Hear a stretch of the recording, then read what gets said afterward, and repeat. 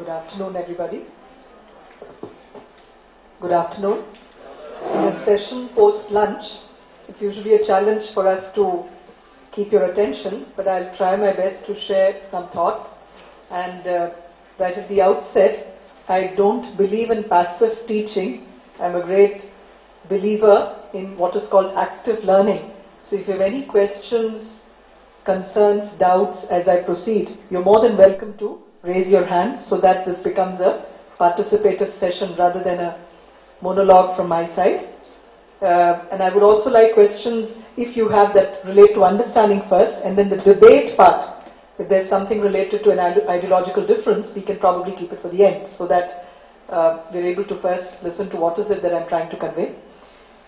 Right at the outset, I'd like to convey my special gratitude to Sri Chakrapani and his entire team at SIPS, which is doing such a wonderful job of actually helping all of us share whatever little knowledge that we have, so that all of us get inspired by this mutual process of sharing and learning. And I think that is the key to, in a way, I'm spelling out what is it that I'll be talking about possibly in the next 15-20 minutes. And I'll request for the presentation to be put on. I'm sure most of you, all of you here, have been through a university education system, right? So we have been familiar with this concept of universities. But then when many universities come together and decide to get coupled together in a loose manner, loosely coupled as they say, where it slowly opens up a whole lot of choices for students to be able to pick up something. It's like a grand buffet. Pick up some few courses from one university, pick up another few electives from another university. Then you're actually slowly moving to the next level of several universities coming together to form a multiversity. So university now can become a multiversity. And right at the outset, I must also clarify that this term multiversity is not coined by me. This was coined way back in the early 60s by somebody called Professor Charles Kerr. He mentioned this during one of his very, very inspiring address that he gave at the Harvard University. He was himself the president of the University of California at Berkeley. But probably the concept of what he meant, or what he meant by a multiversity, is pretty different from what is being articulated here by me. And I'm trying to delineate this concept of a multiversity using TEL, or technology enhanced learning.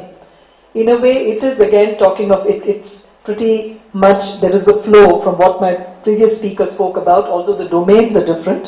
He was speaking about another system related to agriculture.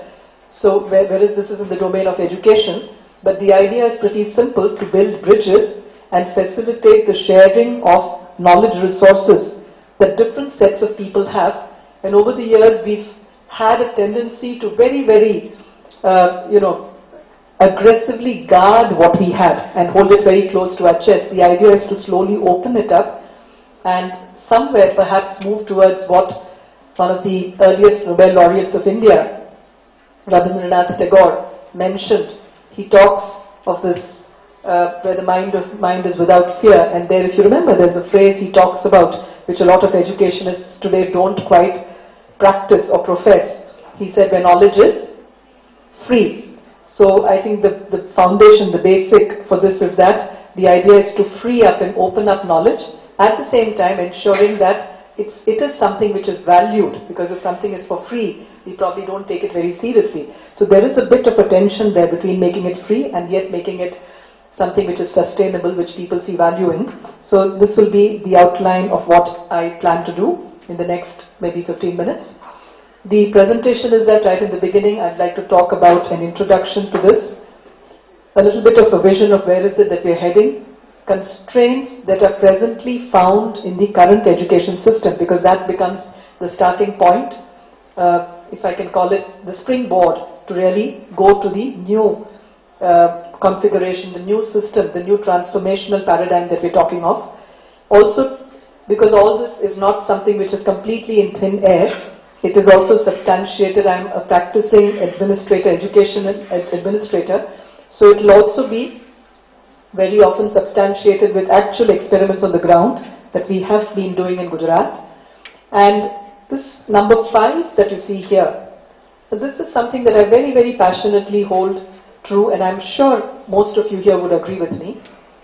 When a young person enters college, typically when they are at the age of 18 plus, we all believe, and the government and the country has given them the right to vote. So they have a right to vote and actually possibly decide on the course of governance in the country, the parties that would come to power and so on. So if we've given them the right to vote, why is it that we don't quite formally or informally give them a right to choose how they want to be educated, what is it that they want to be educated by, where they want to be educated? So all these questions, what is the content, what is the method, and so on. So a lot of the ideas which are going to be proposed today, which are all tied together in a model, actually emerged from my thesis, my PhD thesis, which was actually on the study of one of the largest open education resources in the world today. I'm sure all of you have been hearing of this movement worldwide, which is also used, an acronym used as Opening Up Education. Basically, this started some years back with universities like the MIT, and very recently universities also like Stanford, Carnegie Mellon, etc. coming together, and initially individually all of them threw open the classes, the lectures, the courses that they had in the public domain. And while these were ivory towers, they said, let us put all these in the public domain and let students partake of these, no matter where they are, who they are, what time of the day or night it is. So similarly, India too, actually informally in 1999, but in a formal way since 2004, started this, and which are the institutions which can be called our MITs or Centers of Excellence in India? Which are the institutions in technology that you think can be in a way paralleled or drawn, they can be considered similar to the MITs and Stanfords in India? This is a question to keep you engaged. IITs. So you're absolutely right. 7 of the old IITs and IISc Bangalore, they all came together in this effort called NPTEL, the National Program of Technology Enhanced Learning. So my thesis was on this, and again, as it happens with many of these institutions, we tend to do a lot of work, but we're often very conservative or a little shy about it. So one of the things that happened when NPTEL got launched was that it's such a big and huge resource actually sitting out there on the internet. Even today, this is perhaps the largest open education resource in the world. It probably both in terms of the volume of lectures, the number of courses, volume of lectures, and also the number of million hits that it gets. It outnumbers many of these open education resources, including that of MIT, Carnegie Mellon, OLI, Open Learning Initiative, Stanford, etc. But when my idea was that a lot of people, for example, I want to have a quick, by a show of hand, just gauge the pulse of people sitting here. How many of you had heard of NPTEL before I spoke now? Can you please raise your hand? Okay, I see a bunch of people there. I presume you're all young people connected with engineering colleges. Am I right? So there is a small density of yeses there. So which means the majority of us did not know of it. So the idea was, can we actually figure out, get the pulse of why people don't know of it, or those that know of it, how did they come to know of it, what are the features that they would like in it, and so on. So that's how this effort started. And based on the stakeholder perception, articulation of the needs as conveyed or as articulated by the stakeholders, I've tried to evolve an open higher education model, which is the term used for it is a multiversity. We have some summary and conclusions. So I'll give a little introduction here, which is actually not really needed for all of you, but then we've often heard it said that these are very, very exciting times overall in India, notwithstanding the little glitches here and there that we have, where we have 3 Ds that I like to often refer to. One is, of course, the fact that it's a very young country, the demographic dividend. We are a country which is very proud of its democracy, the democratic dividend. and the fact that we are a very diverse country, a country which has so much of diversity that we virtually you travel from one town to another, one city to another. Each of them is so different, has its own signature, uniqueness, and so on. So this diversity dividend.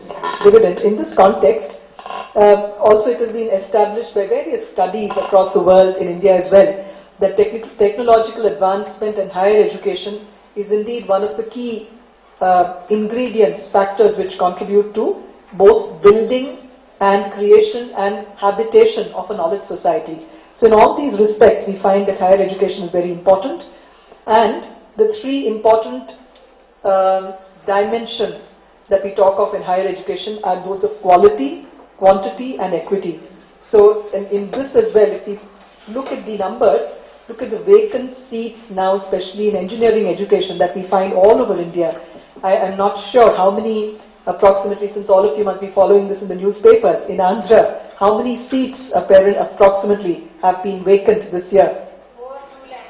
Over 2 lakhs, right? So Gujarat is slightly lagging behind you in this, but we too have a large number of vacant seats. So which means that probably the quantity part is reasonably okay, in the sense that the constituency that this addresses is your people who have passed 12th. So unless we have universal enrollment and universal people passing out of 12th, probably we are more or less at saturation point when it comes to quantity as of now. Of course, we do need to have a larger enrollment ratio, but the most important factor which ought to have been addressed, but which certainly should be addressed now, is that of quality. Because while the numbers have increased, there's a lot to talk about quality and also about equity. We find that there are many communities marginalized, and if you really look at the performance of various segments in terms of various parameters of education, it is not something which is equitable. And again, another concern, and I was very happy yesterday, as I had a very interesting meeting with the team of IIIT Hyderabad at Gachibowli. So we had a meeting with the director, some of their board members, and I was very happy to know that there are a few institutions in India today which are not just professing and talking about it, but actually practicing it as well. This last point, the need for what we refer to as integral education, where you're not just creating people who have skills, who may be intellectually very sound, but people who are not really good, who don't have citizenship skills, who are not actually bonded together by fraternity, humane co-creators, team members, and so on. So it's very important to have education which is also rooted in the values that India has always been proud of in terms of the 5,000 odd years of civilization that we've had. And to make that point again, I'll start with a small quote of Swami Vivekananda. I won't read it out, but wait for all of you to read it to internalize the essence of it.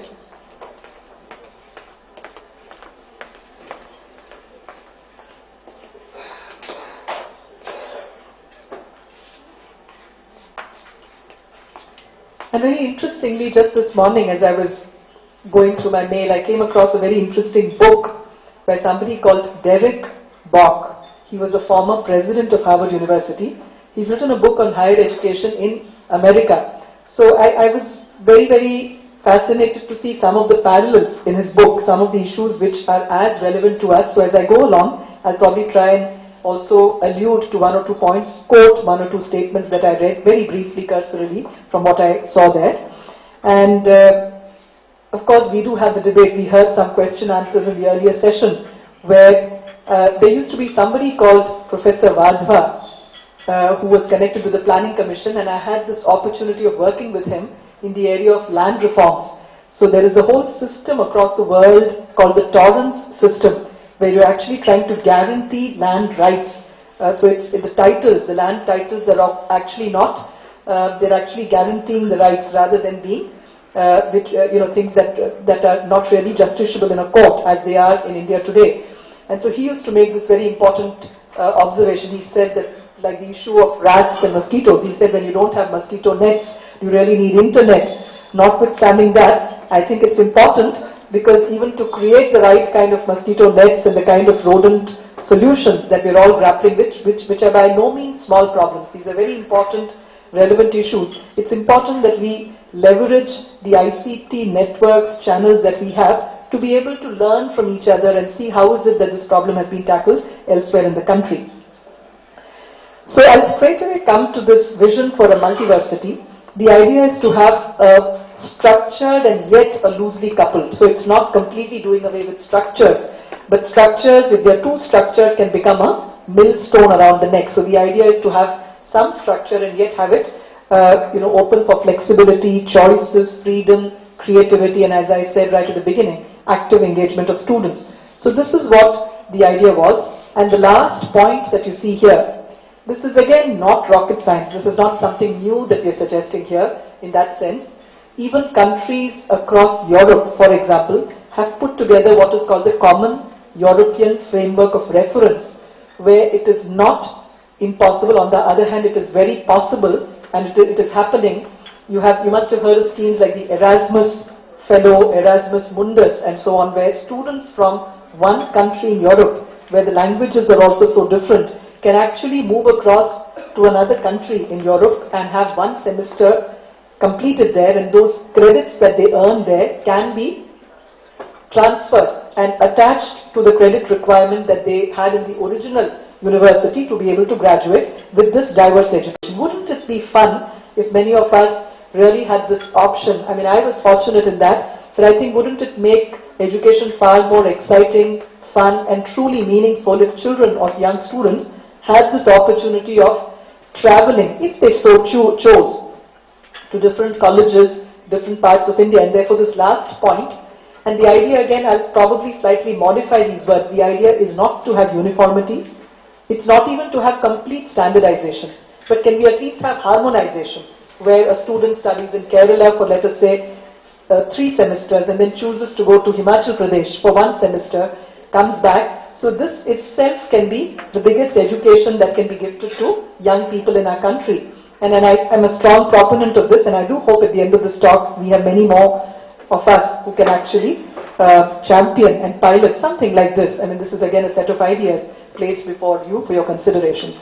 So here again, interestingly, this book that I was referring to, I came across a very interesting paragraph. So I'm going to ask this question to all of you.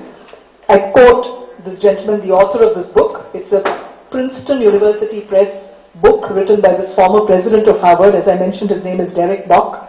He says, quote, I have a special concern for readers who have chosen to enter that particular vineyard known as, in quotes, academic administration.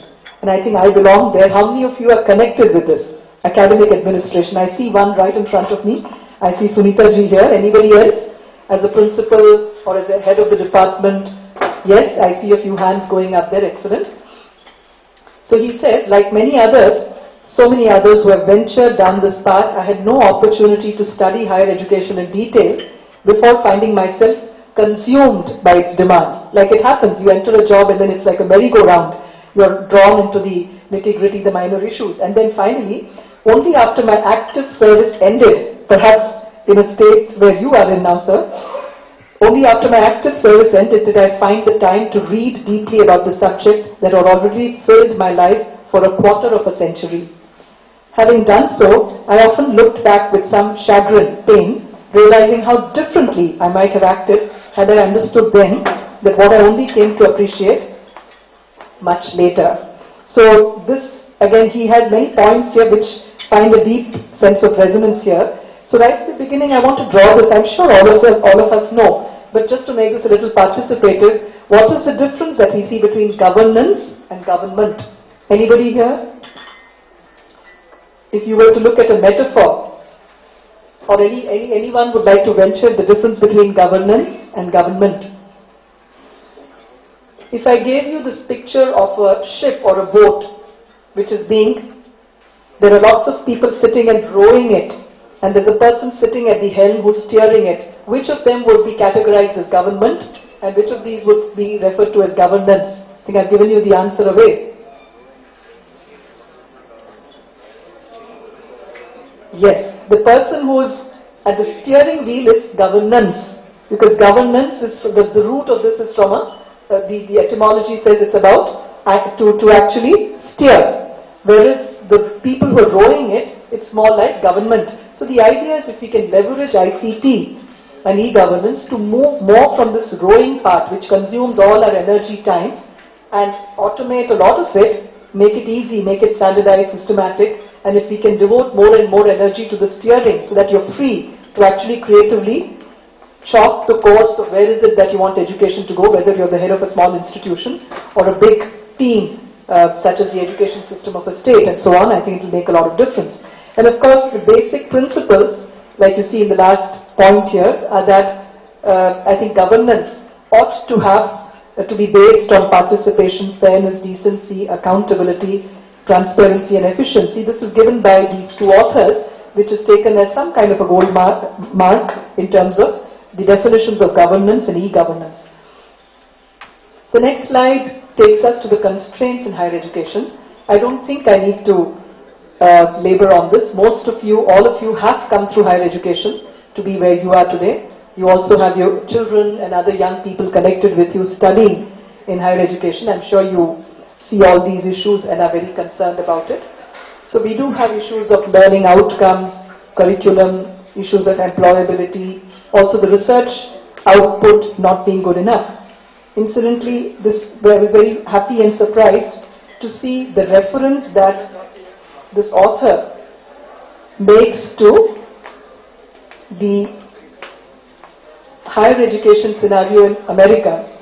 If you look at most of the rankings world over, you find it would be, he says, it would be a mistake to make too much of this reputation. The impressive global rankings of American universities reflect the accomplishments of only a handful of institutions, and that is also mainly, according to him, because of their research output and not really because of the other credentials in terms of education, employability and so on.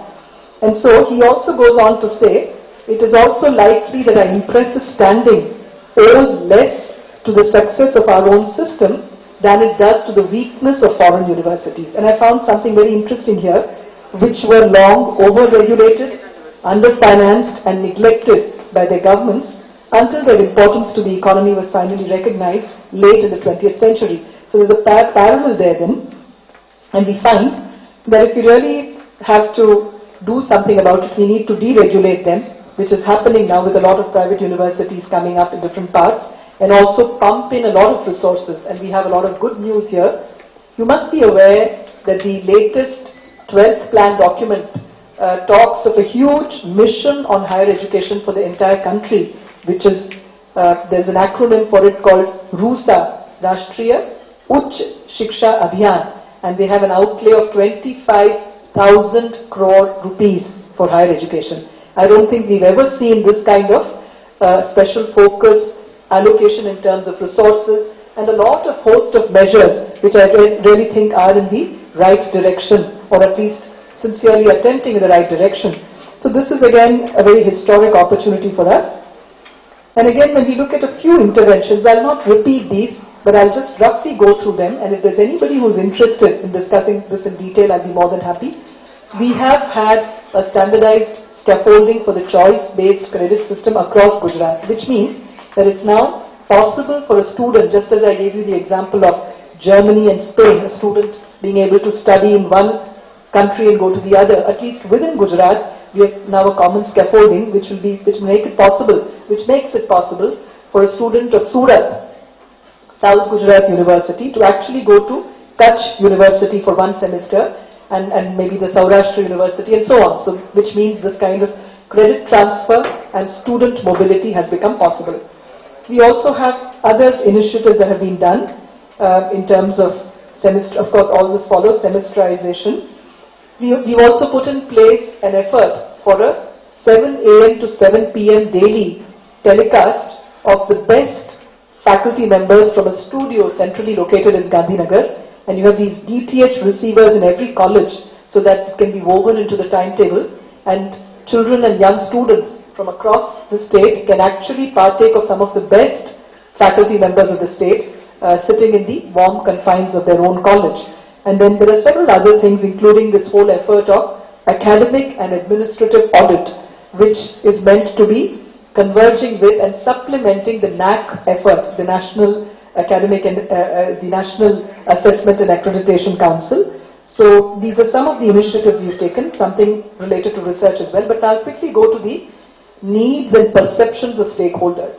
As I said when I started out on my thesis, we looked at various aspects of needs of students. This is one particular dimension about various aspects of life, nationalism, internationalism, but it also looked at what are the features that they would like to see in their higher education.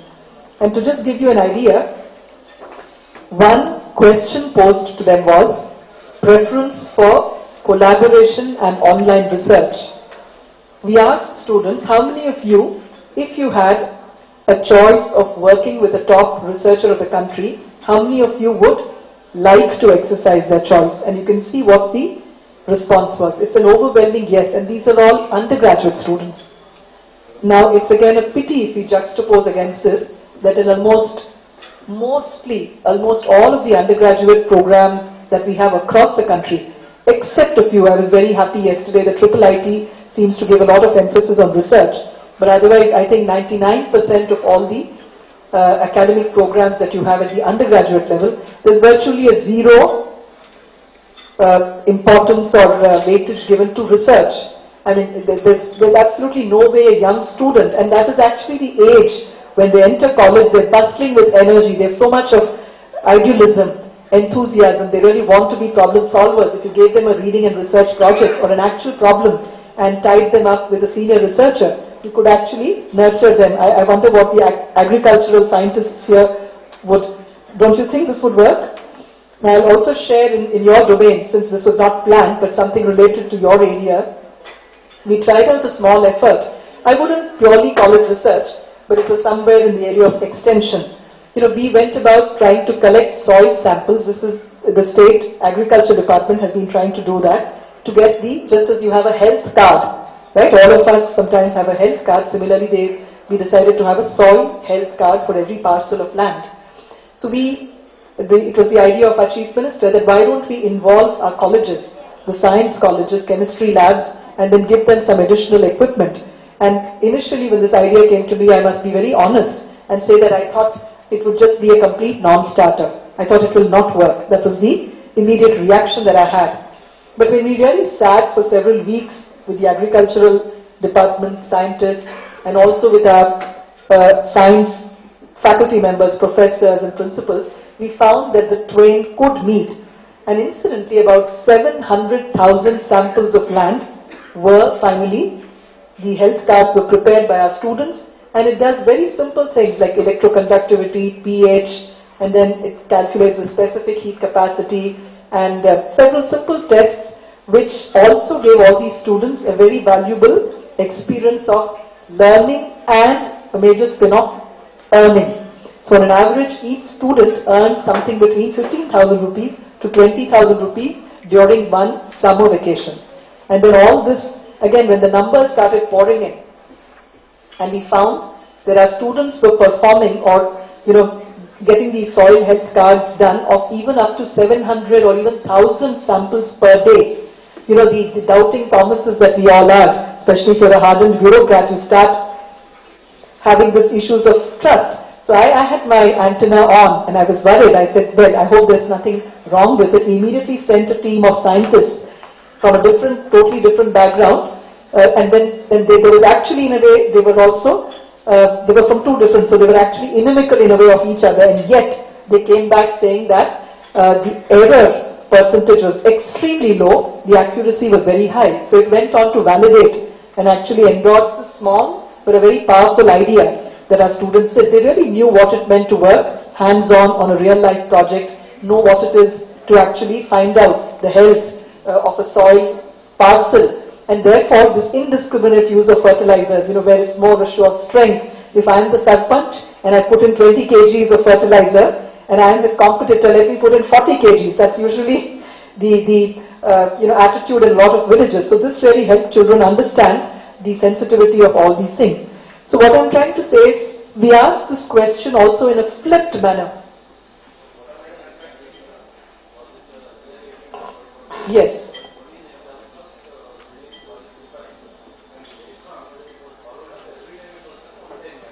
No, it is a one-time, it was a one-time mapping. Now, as far as whether that mapping was actually used by the farmers, that would come in the domain of agriculture department. But within me as an education administrator, they had a problem of a very large 700,000 samples which they could not cope with their laboratory. So they said, can you chip in? So which we reluctantly joined initially, but we were very happy. In fact, IIM Ahmedabad has done a case study on this effort of getting the students to develop the soil health card. So it showed how if you engage these young people, you can really do a lot of remarkable things, because they have some innate strengths and abilities which their energy and their dynamism, if it can be matched with the wisdom and knowledge of senior scientists, I think it can really be a combination that works beautifully. Similarly, this question was flipped.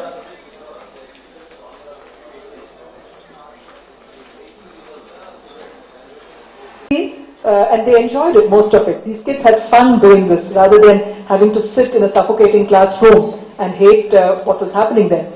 Now this question was also flipped and asked to the researchers. I mean, in the sense, if you were a researcher, the same students and faculty members, would you like to engage a student in? So I think it's more or less a similar, very overwhelming yes that you see here as well. So based on this thesis is pretty, there are many questions, about 102 questions. And one of the things I've very, very sincerely requested Chakrapani Sahab and his team is that if there are some good principals of engineering colleges here who would like to carry out this survey, because as a part of my post-doctoral work, we are trying to get the pulse of young India and find out what is it that young India needs in terms of education. So if there are some of you, I see a few hands here which went up as educational administrators. If we can request some of the active willing principals to carry out this survey within their college. It's a complete online survey. It doesn't take more than about 25 minutes per respondent, and it's all, it's just radio buttons. If we can do that, we can get an idea, because Government of India again is spending a lot of resources on projects such as these. So it will give us an idea of, is it really meeting the needs, is it relevant to them, or are there some features which they would like which is not there currently, and so on. So some of the other findings that emerged from the study was that students wanted choices. They didn't want something to be forced on them and say, this is all, you're doomed with this, you study this, take it or leave it. It was not that. They wanted choices. They wanted blended modes, which means some of them wanted to go to classrooms, some of them wanted to learn in a, not a face-to-face, but an E-mode, distant mode, or a, ICT-based mode. The need for collaboration, because a lot of education is about working together in a team. Even Nobel laureates nowadays, you see, a lot of them are across different continents, but they've actually collaborated and done some work together. And then interactive content, faculty development, that can also be done, and now IIT Bombay, etc., doing this on a very big scale. They're trying to leverage ICT for training faculty members. I recently, on a visit I saw in a college at Tirupati, I saw a bunch of faculty members being trained by IIT Bombay on a Sunday morning, Saturday and Sunday morning. So such things are beginning to happen, but we want it to become absolutely, we would like it to become widespread. The need for engaging students in research, and most important, equally or most important, also the need for academic and educational governance services. In the sense, all these irritants, transcripts, you want to get your scholarship, you don't need to run from pillar to post, but it can all be done using ICT as well. So this is the multiversity model. The idea is to have an eGyan portal, and where we leverage the NKN, the National Knowledge Network, with similar virtual state knowledge networks which are already aggressively in place. And where we are poised at today in India is that we have this huge network. It's almost like a huge highway system in place, but we don't have enough vehicles to ply on them. So this content, if it is properly leveraged, can become very useful. I've also proposed 7 national and state programs. I'll come to it in a minute. And we could have a knowledge consortium of each state. We have done that in Gujarat. And the idea was, a consortium is where all these stakeholders come, all the vice chancellors, all the people connected with central institutes, industry representatives, research institutes, research people, and also the educational policy makers of the state. We could have member higher education institutions. And to address this issue of low enrollment ratio and the fact that India has a big demographic dividend, which should also become a demographic liability if we don't address it properly. So I've also suggested this possibility of halls of culture and training. They could be small centers, like a community polytechnic, where you could have local students get enrolled into this. So these are 7 programs that are proposed here. One is a multiversity program of technology enhanced learning, like NPTEL, which is already in place, but it could include not just courses of technology, which is what is a major chunk of NPTEL today, but it could also have a very large number of courses of humanities, sciences, art, languages, and so on. We could also have teacher empanelment, assessment and training through another such program. Similarly, one for research, where you could have a huge national exchange where all the hopeful students enroll themselves. They want to carry out research with some of the top researchers of the country. And likewise, the top researchers of the country who want to work with young students can also enroll themselves, register themselves, and you can have this big exchange where you can tie them up and have them work not just face to face but also online. So there might be a student sitting in maybe Nagaland and he could be working with somebody who's an expert on desert ecology sitting in Kutch in Gujarat and so on. I'm just saying all these possibilities become a reality. Extension is like the soil health card effort, or even placement for internships with industry units. You could work in the shop floor, or you could actually go and do a project in terms of developing their web resources and so on. We also propose a program of on-demand online exam at a national scale, so that like the open education resources such as Coursera of Stanford, which are available today, you can actually take an online test, you can get an online certificate, and all of that is free of cost. I don't know if all of you are aware of it. Wherever I go, I try and talk about this to, in my own small way, create some awareness. Those of you really interested in learning or continuing your education, there's a host of programs and courses available. If you went today to edX, including one of the consortia partners is Stanford, you can enroll for a course completely free of cost. You can actually appear for the quiz, exams, and get a final certification as well free of cost. So why can't we do it in India, where we can make it a grand buffet with maybe agricultural knowledge, automobile knowledge, anything. I mean, all of this can be made available as electives, and you can have this grand feast of intellectual fare, which is actually placed before students for them to partake.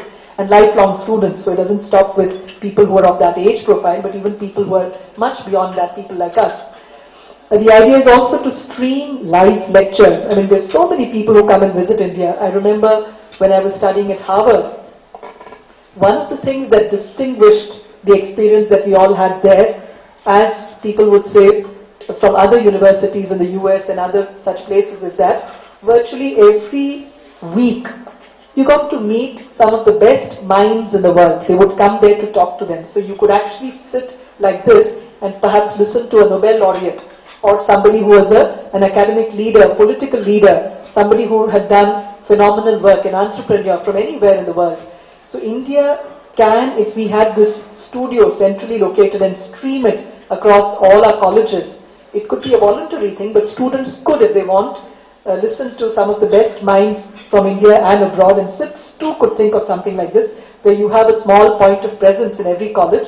And this in Gujarat, we've also tried to support this with a talk back and a video back facility. So the back channel happens through IP, internet.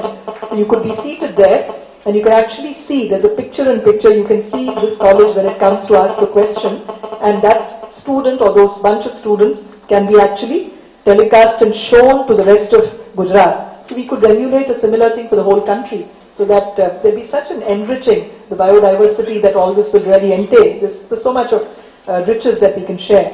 And then finally, a program of technology-enhanced governance. Because at the end of the day, as I said, this rowing, all the stuff that goes into rowing can be offloaded to the computer. I mean, you don't, for transcripts and for getting maybe some your fee paid and stuff like that, you don't need to sweat it out. It's better if it's all neatly codified, transfers, postings, which is what I'm sure most of us spend a lot of our energy on it, but we're now trying to codify all of this to the extent possible, and especially in the RTI paradigm, right to information. I think it becomes safer and easier to go by very objective criteria and not really go by criteria that would otherwise become controversial. I'll skip this because I think if there are questions, I'll come to it. It's just depicting this whole thing in a schematic manner. As I said, it was a part of my thesis, so it spent a lot of time thinking through all of this. This is actually a small model of what we refer to as a hall of culture and training. Culture here is not really the typical labeling that we do in terms of just music and dance, but culture here is referring to the manner of learning. It's like agriculture.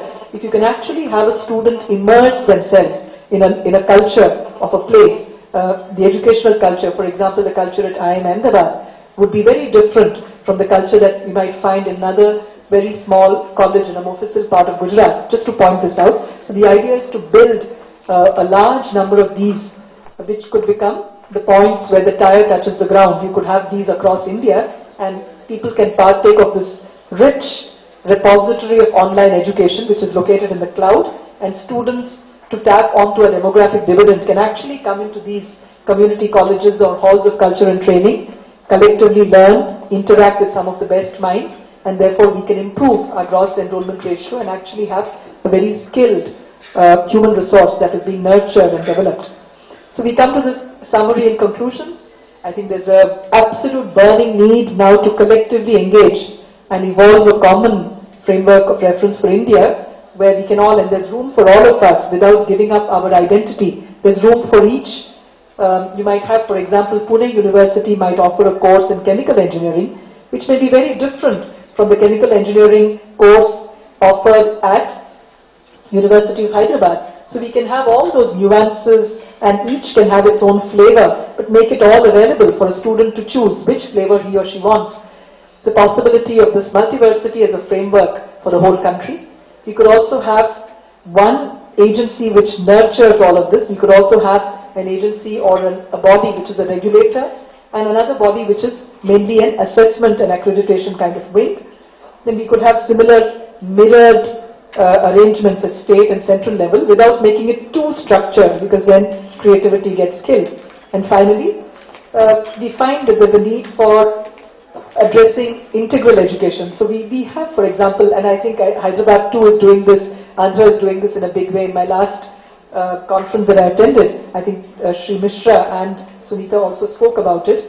So we have also included a course called the Life Enrichment course within the foundation course. So we have courses which belong to the ideology of, for example, the Ramakrishna Mission. There is one already available in all our engineering colleges. We give them a choice. There's another course based on the ideology of Sri Aurobindo and the Mother, which is also offered to students to choose. And so similarly, tomorrow we could have other courses, possibly even related to the ideology of Islam, of other religions as well, and let the students choose. After all, it's by choosing and learning that they'll actually figure out and understand about themselves, their construct of who they are, and so on. So there's a need that has been articulated for greater choices across institutions. So idea is to harness all of this and make it available. And we also propose a regular survey of students of various disciplines, which is why today I thought if there are any of you who are willing and able to take this forward, I'll be very happy to engage with you, because it's important for us to know what is it that young India wants.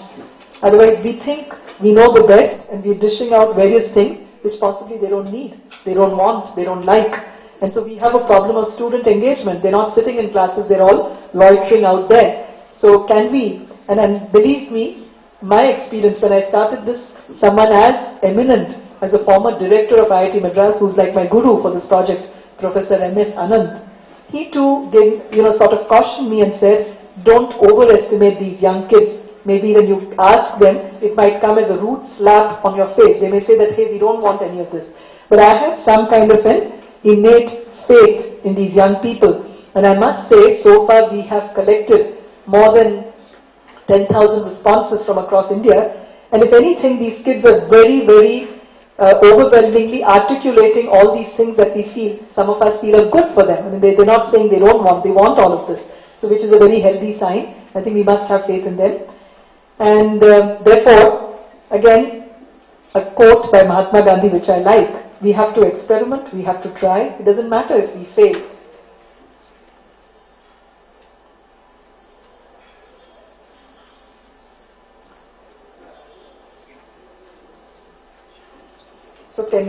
collectively engage and make a dream like this multiversity a possibility. We could call it anything, but the idea is, can we all come together in this grand show of and belief of fraternity, where we can actually share all that we have and make it accessible for all the people in India who are really aspiring, but their aspirations are not often met. So on that note, once again, thank you for giving me this opportunity to share my thoughts. I'm very happy to take any of your suggestions, inputs, concerns, questions. Yes? Cues, but you're really expressing, your concern over what you see. And I'm not sure I have a solution for all of it, but I'll just share some of the things. I mean, this, what you referred to about JNTU, is now happening in every state. You have one university which has become an affiliating technology university. Like we in Gujarat have something called GTU, Gujarat Technology University. And it's like when you're building a bridge. I don't know how old JNTU is. How old is JNTU? No, but as an affiliating university? See, early, 10 years old. See, till then it was a unitary university or probably a standalone university, but then, this all engineering colleges coming under one umbrella is a recent phenomenon. So when there's something new of that kind that happens, then the system has to put in place many of these practices, examinations, putting in place, and that's why I said this is all the rowing task. Were you listening to me? I said about rowing as against the steering, but which is also important, because at the end of the day, if the students don't get their examination results on time, it's going to be critical. So I'm not trying to, but I understand where they are coming from, but as a student, I'm sure you want their time, you want the accountability.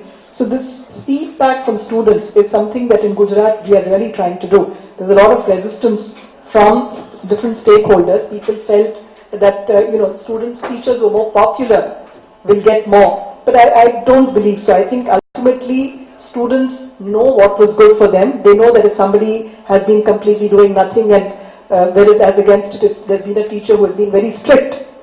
He might not have been very popular in that sense on a daily basis, but students do give him or her a better feedback end of the day. You've seen many studies here. Similarly, your awareness of things like TechWhip, which we are also running in Gujarat. We have about 7 colleges and we are pushing this in a very big way. And also this information asymmetry. When you said government internships, either some of them don't know of it, those who want to do. So the idea is for all of this, I feel that more and more we should probably use fora like social media networks and have a bunch of students. Like in Gujarat, one of the things we're now trying to do is a system of what we call CS heads. It was there in higher education, College Student Higher Education Ambassador. So if you have about 4 students, and we would say there should be 2 girls and 2 boys who are like the student ambassadors in a college, then at least this interface, many of these things, there's so many schemes that we inform, but often the principal is so saddled with so many papers and letters and tasks that probably it doesn't get conveyed to all the students. So if we can have all of you, or at least some of you actively involved, it would help. So I think that's about all I can now share with you. But I'd be very happy to request you and a bunch of your young friends. I can share the questionnaire for NPTEL. And would all of you like to carry this out, at least in your university, through in a structured way? So that will at least get you to know some of the schemes of GOI which are there, and get a feel of what is it that you people really need. But we'll keep in touch. See, this is what gives us energy. When we listen to you all, Sai Ranjan. Thanks, ma'am.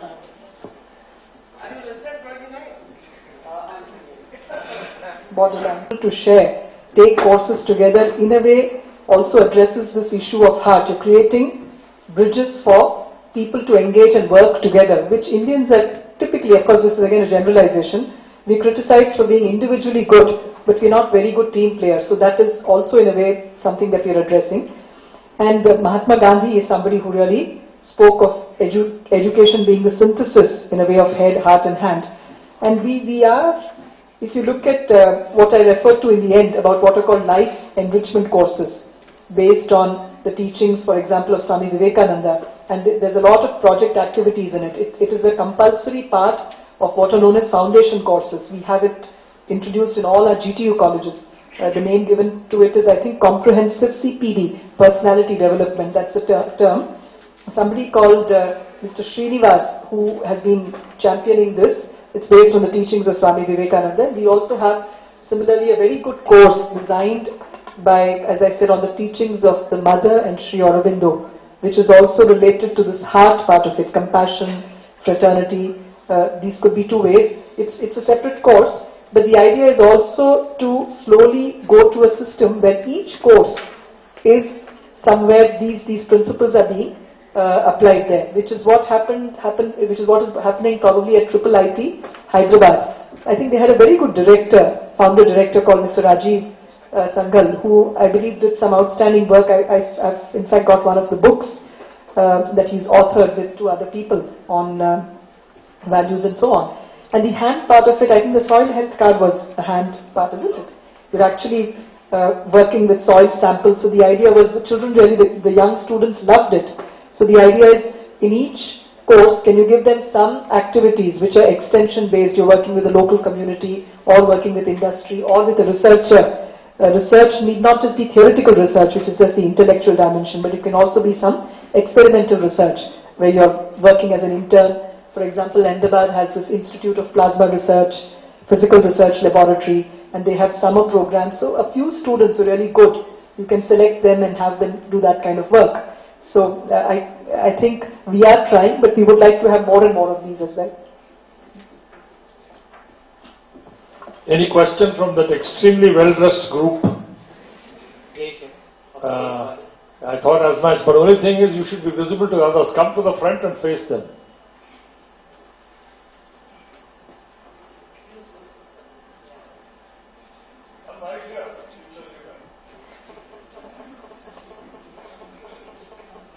A very good day to everyone. Hello ma'am, I'm Sakib. What's your name? Sakib. S-A-K-I-B. Okay.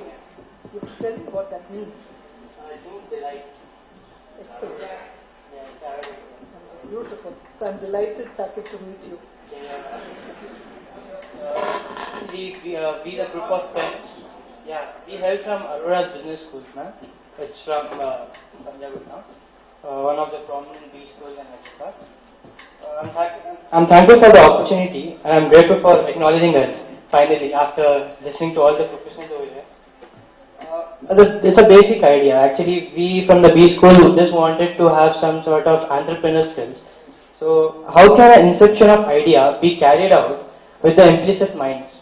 Like as you were telling in Gujarat, what happens is all the younger minds are given some opportunity to work out.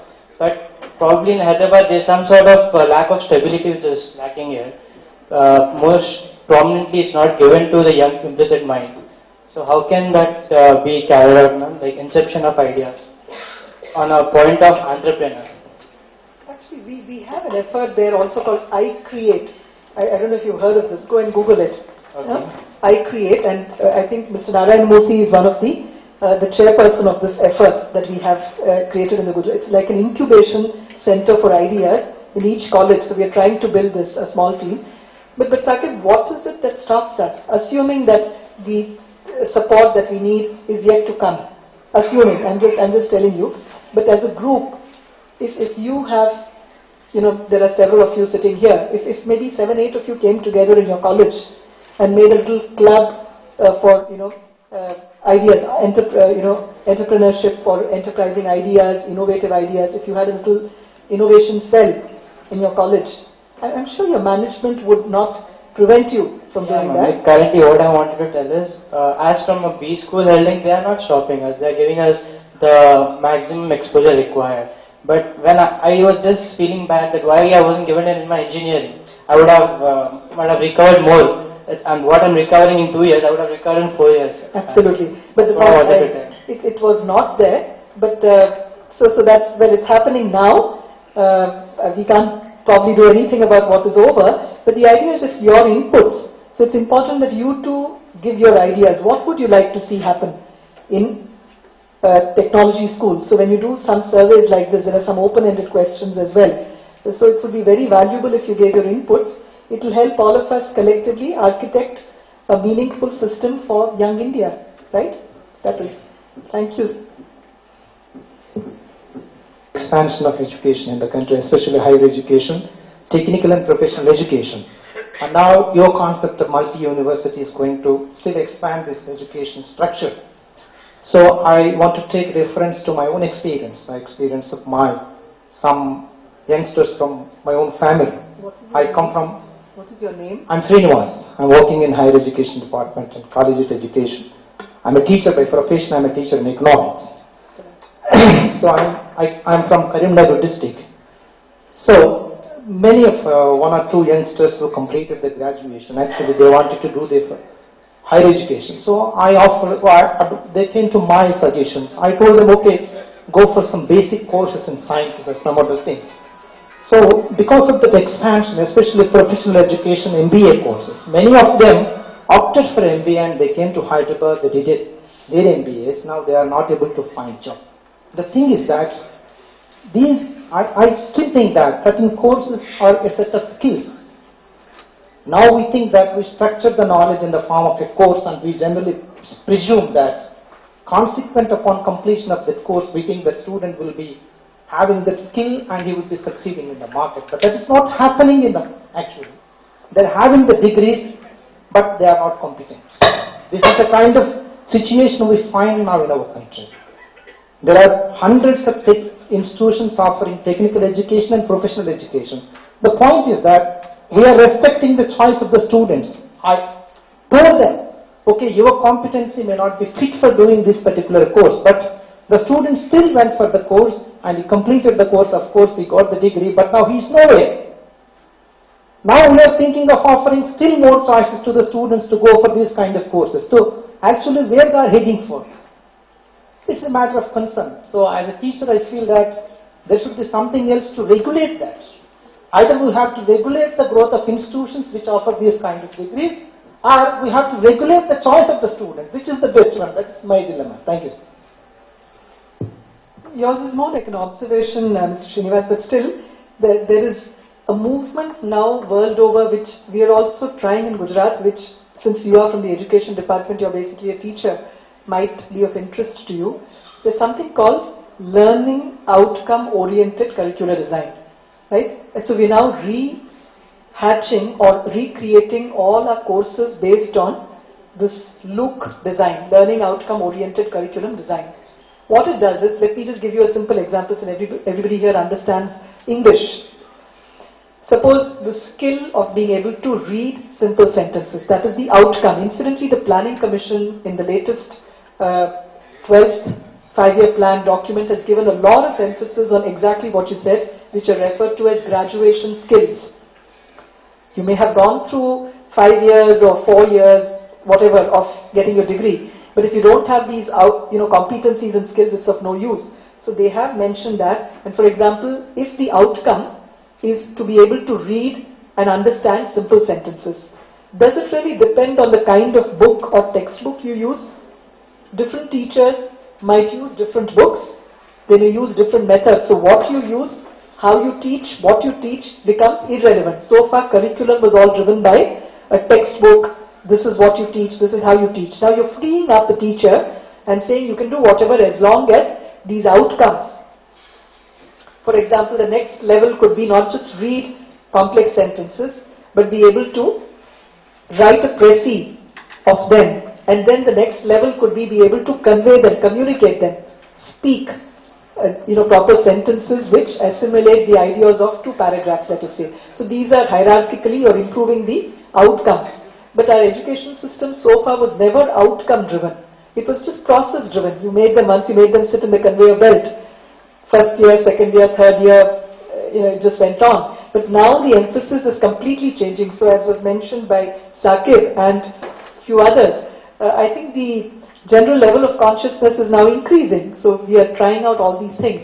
Hopefully it should make a dent. Problem solvers. That's what I think even you mentioned it. How can we make our students problem solvers? What you need is not regurgitation of information, but if you're given a problem, nothing is a small problem. It could be a simple problem or a big problem. How do we get them to... So these are the skills, hopefully, now that higher education, technical education should impart to our students. Thank you, ma'am. We were able to make the youngsters shoot a few questions. That doesn't mean the older people do not have. We'll reserve them for the next speaker, who is also from the realm of education.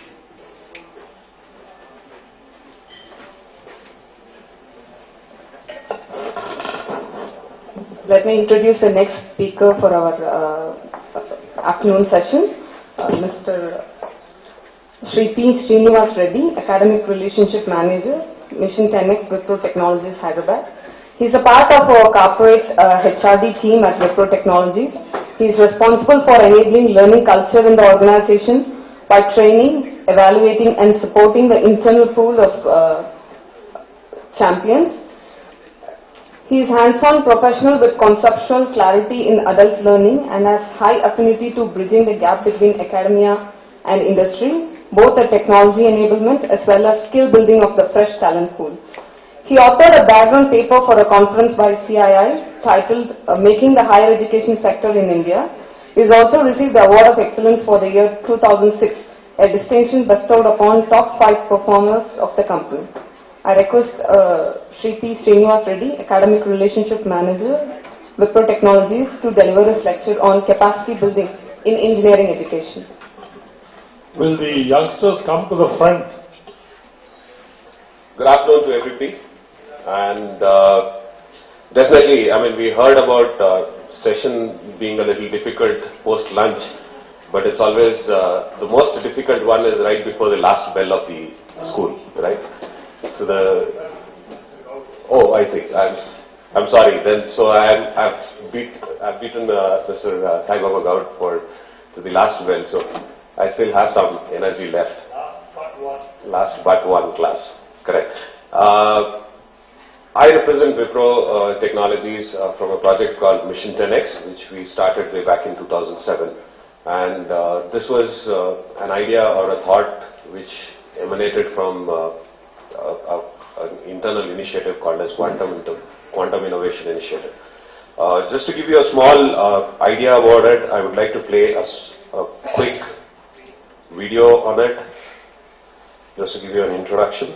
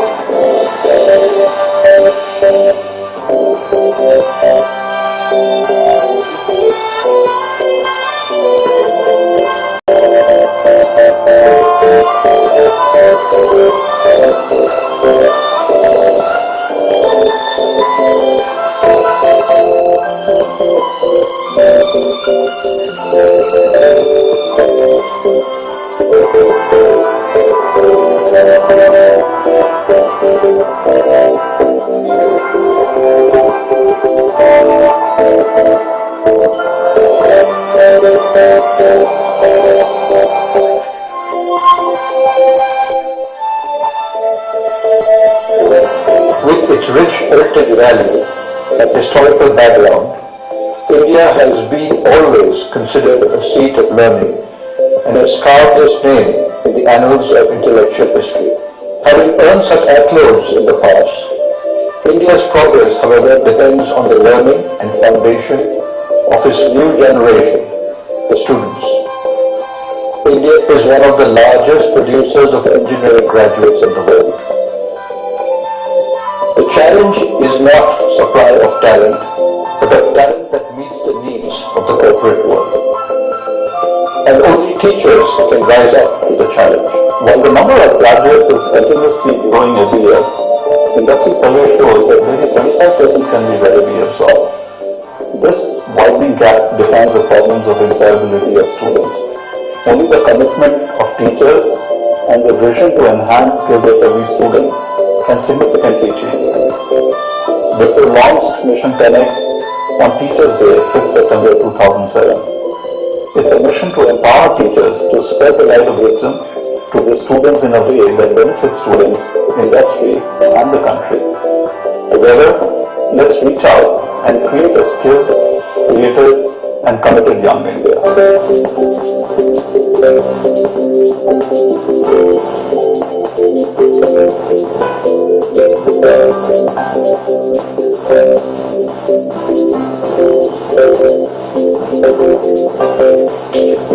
The Mission 10X program launched by Wipro is unique in the country for enhancing the capabilities of the engineering teachers. Personally, I am convinced that this program enables the faculty to improve the teaching learning process as well as help them in the preparation of lesson plan and content. It assists them in delivering new and innovative ideas in the classroom. I expect this to create a change in the students and boost their employability skill.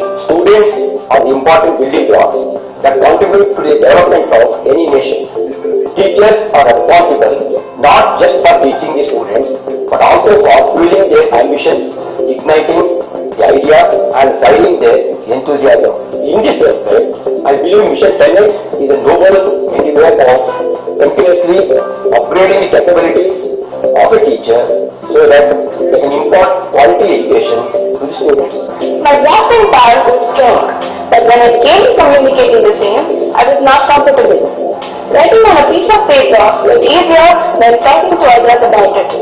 During discussions, I used to be a silent observer even when I knew the answers. I never could voice my opinion. This was until our teacher introduced skits and role plays in the classroom.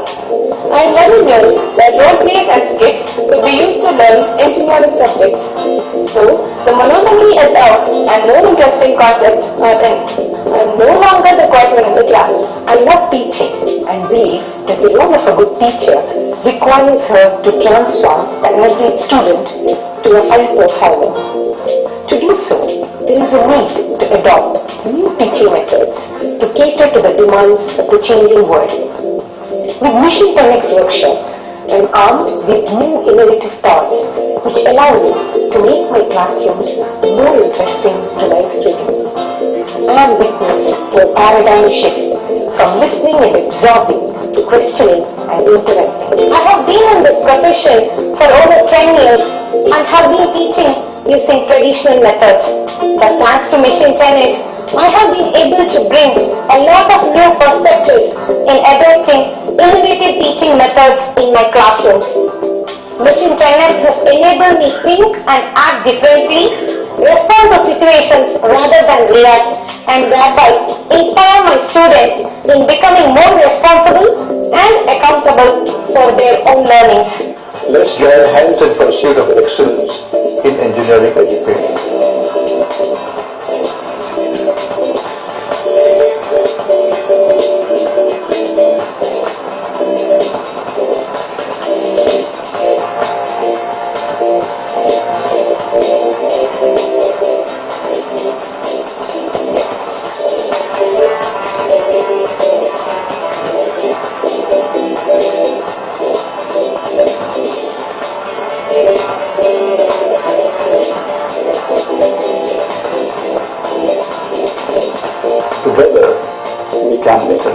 Together we can make a difference. Together we can make a difference. Together we can make a difference. Together we can make a difference. Together we can make a difference.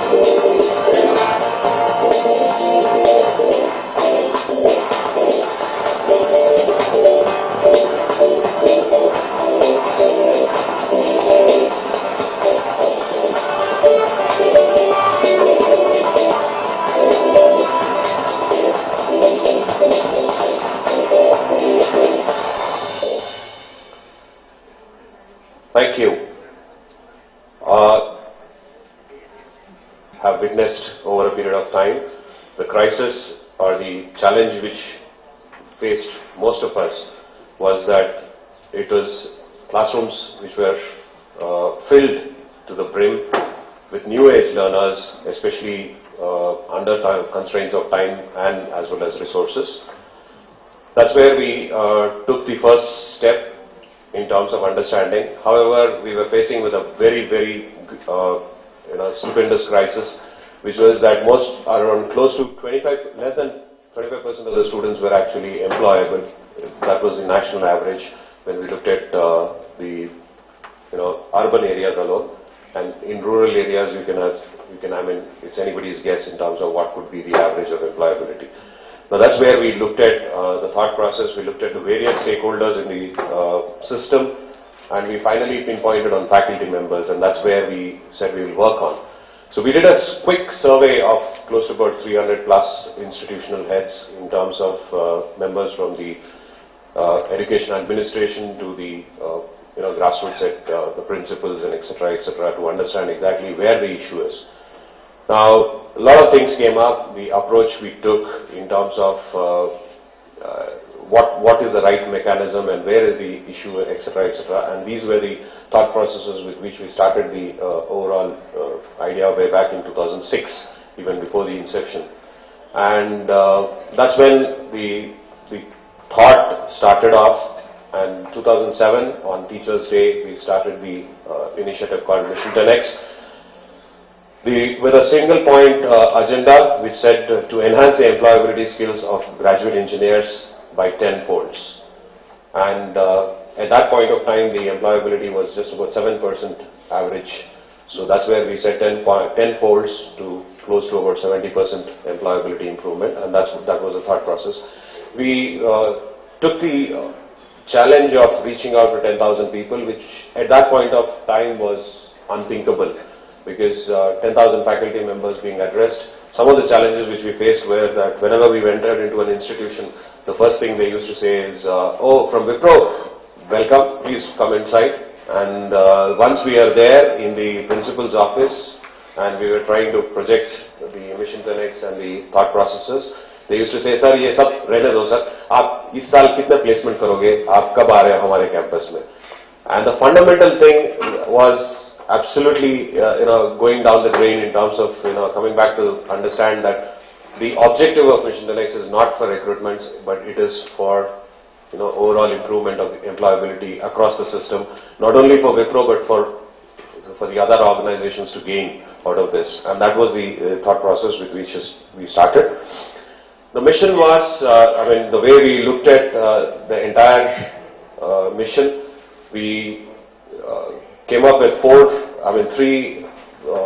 three-pronged strategy for faculty improvement, because that was what came out of the survey of 300 focus group questioning. And we took a three-pronged approach, three-layered faculty training, where we said we will improve on the teaching learning capabilities of faculty members through a 5-day plus subsequently after 45 days, a 2-day workshop, and then finally giving them an opportunity to get their certification from Cambridge, which is one of the world's largest teaching learning universities. So that was the thought process which we started. Of course, some of the glimpses of the workshops in the Mission 10X and the 3 different layers of certifications for just a quick reference. That also in the process, in the journey, we started creating a lot of resources in the form of faculty guidelines and faculty assets which were used in terms of multiplication for various institutions to teach the entire the concepts of engineering. So we have close to about 8,000 plus assets, very innovative, very creative methods to teach simple day-to-day topics.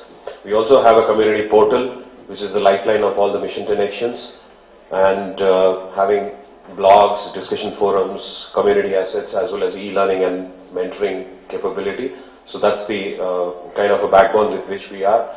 A renowned advisory board made up of current as well as past academicians and academic administrators in the country. This was what we achieved. Ultimately, we went past 25,000 across the country in 25 states from close to 1,154 colleges, engineering colleges. That was when we entered into a lot of strategic partnerships with quite a few universities, and this is how the team was like.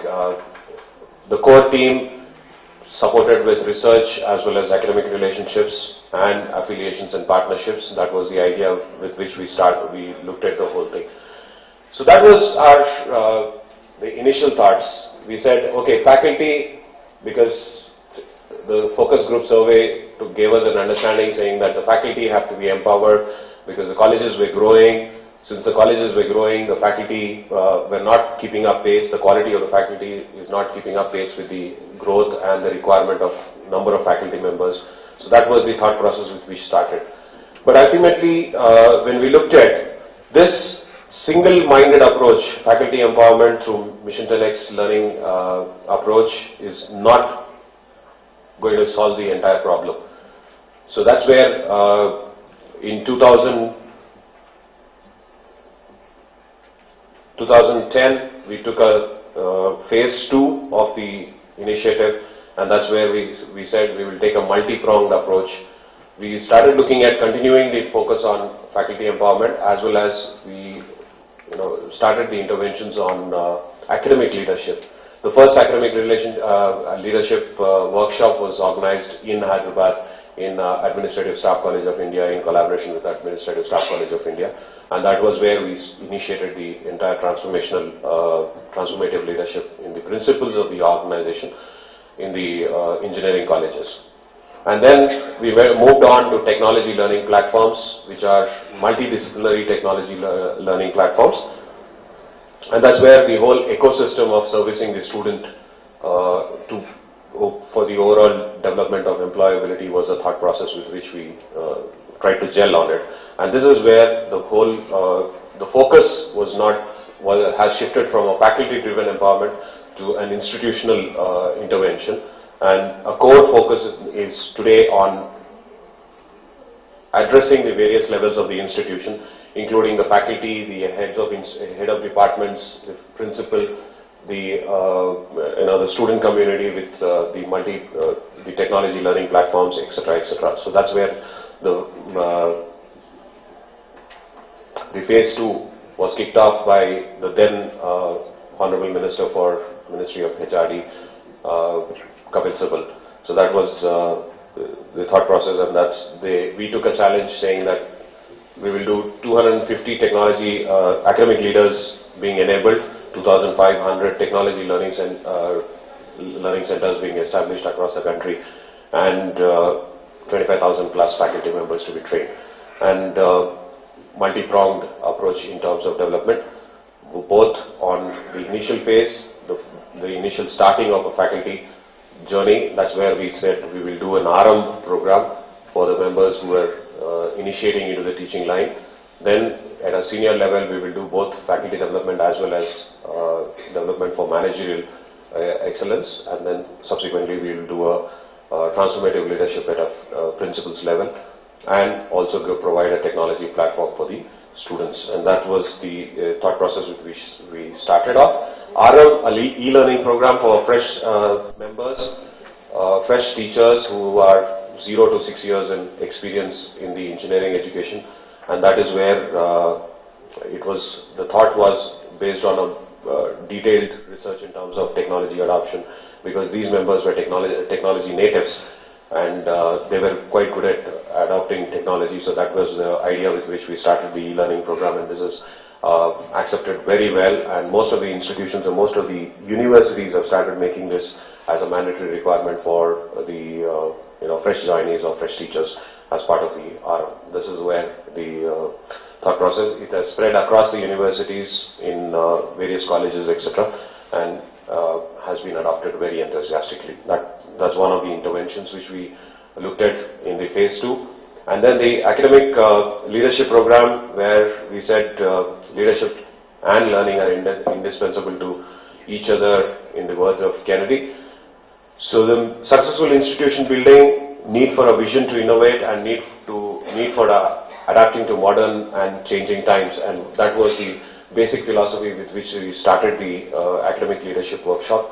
It's become very robust today with close to about 330 plus academic leaders on board who go through a six-month long coaching pattern where they will first participate in a 3-day residential program and then subsequently are being held on specific goals over a period of 6 months. The coaches from back end are supporting these members in terms of reaching their goals, especially in terms of developing their own institutions. It could be, milestones like possibly my institution I would like to create. I would like to get a TechWhip award being provided, or my institution I would like to get a NAAC accreditation done. So how do we put a roadmap within a 3 months time frame and get it up, executed? And that's the kind of a coaching support which we provide at the back end to the institutional leaders. So overall, influencing 5 dimensions of leadership, both in terms of self-development, external orientation, students orientation, as well as management and technical non-teaching responsibilities. So that was the thought process with which we looked at the transformative leadership. Finally, something which really revolutionized the entire Mission 10X thought process was that teaching is fine and the leadership is fine, but what is it that you are doing for the students? And that was the thought process which kicked us off in these directions in the Mission 10X technology learning platforms. These are essentially multidisciplinary sessions, like the earlier speaker was referring to. When they said, when you're looking at nanotechnology, it's not just about IT, or it's not about the physics, or neither is it about material sciences. It's a combination of all the 3 components. So when you look at it from that perspective, as of now we always talk about specialization in mechanical, chemical, electrical, electronics, and things like that. But when a student goes out into the marketplace, or when he is approached by an industry, the functional area where he is working on is not in those directions. It is actually a combination of various functional specializations. So that is where we looked at the multidimensional technology learning platform as a thought process. We initiated with embedded systems and VLSI as the foundational thought process, which was sponsored by the Product Engineering Services Group within Wipro. And they developed the platform for us in terms of getting the blueprint in place. And this is an open source platform which can be adopted by any of the institutions. And they have 2 options. One is they can produce themselves. Second option is they can always purchase it if they feel producing themselves it will be a little cumbersome process. So both the thought processes are available. The benefits specifically for industry, that they'll get ready-made trained on the latest technology. The trained students are available. Now mind you, since this is on an open source, we are not talking about patronizing a certain technology by certain vendor. So this is the core generic technology which is being developed in the students. So that's the advantage of the Mission 10X technology learning platform. And 2, when it comes to the students, the institutions as colleges, what is the benefit to them? They can go and look at research as an activity within the institutions. They can also have internship projects being done within the institutions, rather than students flying all over the country in terms of searching for projects, etc., etc. And for the students, they get to work hands-on on a platform which is being used in the industry. And when this was launched, this particular kit was launched, even Wipro and this was done in association with Texas Instruments and other silicon vendors or the semiconductor specialists, and they themselves were not using this particular kit. So that was the cutting edge which was brought to the colleges, and that was what the idea was.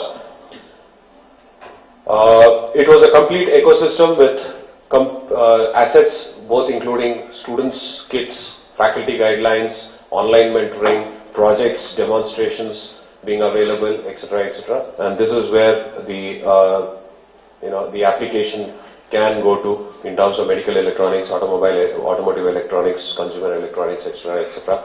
And in the due course, there is a plan for developing such kits in the other streams of disciplines or other streams of technologies where Mission 10X is working on, and we would be slowly rolling it out.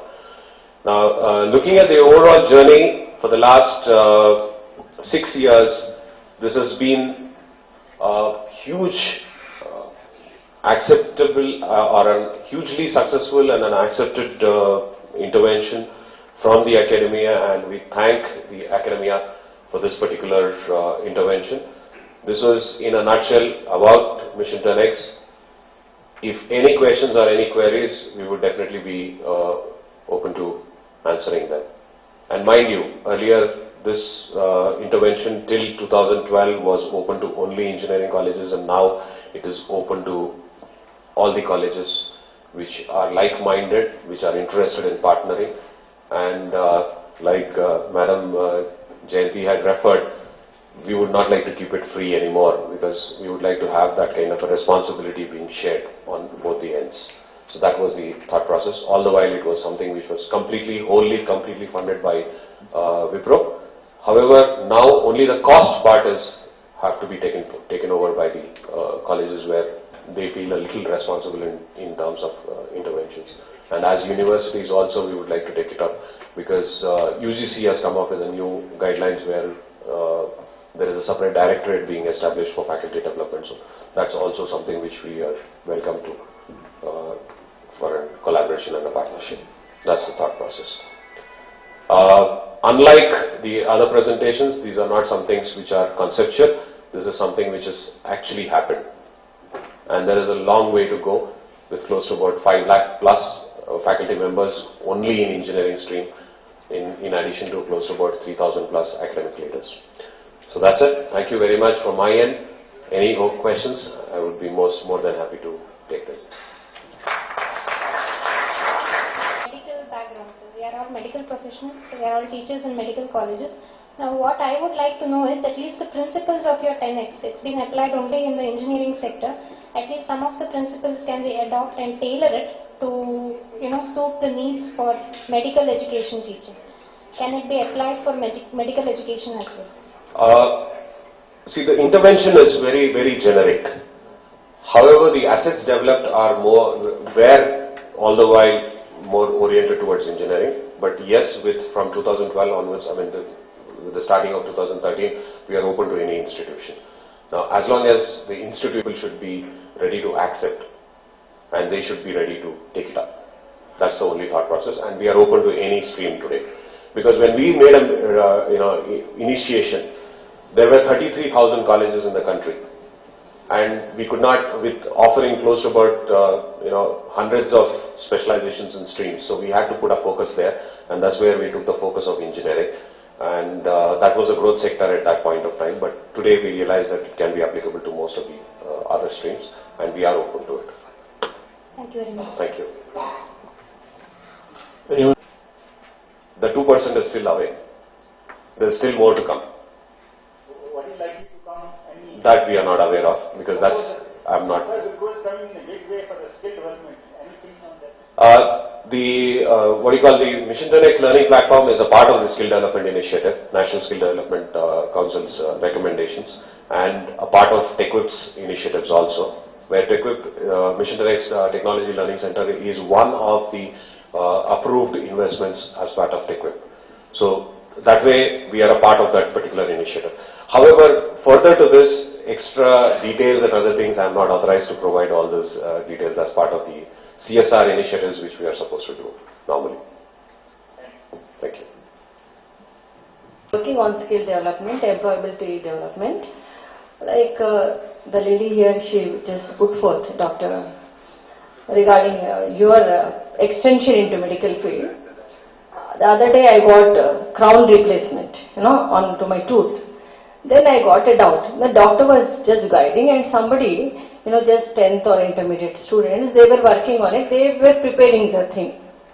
Then I got a doubt, who is really engineering the goods, the equipment, the things whatever the rods or the pacemakers in the heart, the valves, whatever replacements are being taking place, who is really working on them, who is engineering them? Are you looking at that angle? Are you looking at improvement of that skill, that area? That is where we said multidisciplinary skill development. Pre-lunch session we was referring to mechatronics. That's also part of the entire learning initiatives and skill development area. Okay. Because that falls into mechatronics area. Since you're working on this, have you any ideas that anybody is looking after this? There is a regulatory mechanism and there are institutions which are helping them out. Okay. We have not yet grown to that extent. Okay, thank you very much. Thank you. Institution enrolls with the Mission 10X initiative. And anybody and everybody within the institution, as per the rules and regulations, like in terms of whether they're a professor, assistant professor, then they go into the, the 3-day module now, which is the training program for faculty members, or they go into RM if they are 0 to 6 years of work experience, or if they are heads of the department, they go into the managerial development and leadership for principals. So it's the institution as a whole. That's the way we look at it. Thank you. As the video was being played, I was reminded of a seminar that had happened in Brussels. The theme was role of Indian ethos in today's managerial scenarios. And when a couple of the scientists from US staked claim to many of the Indian inventions and discoveries, the Indians who were there, they actually protested. And they said that this was actually done by India way back. And the only reason that the Americans gave was, the only problem with the Indians is that you guys are not assertive enough to stake claim to what is originally yours. So probably this puts into perspective many of those things. Thank you, sir, for a very insightful thing. And the next presentation is by Dr. A. Sai Baba Gaud. Dr. A. Sai Baba Gaud is currently, he's the chairman of the Devanagari Foundation for the Blind in Hyderabad. He's a champion of community ophthalmology. He's the first person in India who was awarded the PhD in community ophthalmology. He is a recipient of many awards. He was also conferred the Padma Shri by the President of India in medicine. He is a recipient of the Rashtriya Gaurav Award, the Duke of Edinburgh Award, etc. He is also the President of the Helpers Organization for Leprosy Patients, President of the National Society for Prevention of Blindness in Andhra Pradesh, and also the member of the Indian Red Cross Society. He has authored 3 books, 1 in English and 2 in Telugu. He has done a lot for the underserved of the society in the area of blind people. So probably, and alongside, I was just also told by my director that he has done a lot of work and human work in the areas of ethics and value-based leadership. Dr. A. Sai Baba Gaud. At Begumpet with 500 blind children, providing free boarding, lodging and education, we are the first people to start English medium to the blind children. The purpose of educating them in the English medium is to make them competitive with the sighted children. Devanagari Foundation for Blind believes that if all the facilities are given to the blind, they are in no way inferior to the sighted people. Till the end of 1999, there was no proper technology available for the blind and there were no braille books available, insufficient teaching aids, there were no sports, and as a result their aspiration was either to become a telephone operator or a teacher or at the most attendant in government offices because they had some 3% reservations. In 1999, end of the 1999, I attended international conference at America when IBM has introduced a software for the blind. After attending this conference, I thought if this type of software is available for the blind in India, they will have a bright future. Then we started use of software and also to scan the books. So as a result of the availability, they have freedom of expression, freedom of access to the computers and access to the internet. And of course, there are more than 20 different types of software that are available in our Devanagari School for Blind on par with the developed countries. As a result, today if you ask any blind boy, with the support of the software and computers, they say they want to become IAS officers, the software professionals, the lawyers and chartered accountants.